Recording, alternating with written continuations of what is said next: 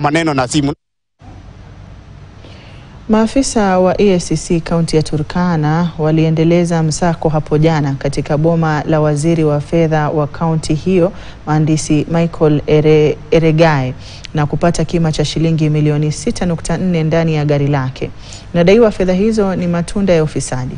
Waziri huyo anakabiliwa na shtaka la kujipatia utajiri mkubwa wa mali na vilevile pesa kwa njia isiyoeleweka. Operesheni hiyo ya maafisa wa EACC kaunti ya Turkana ni miongoni mwa uchunguzi unaoendelea kwa serikali ya kaunti ya Turkana.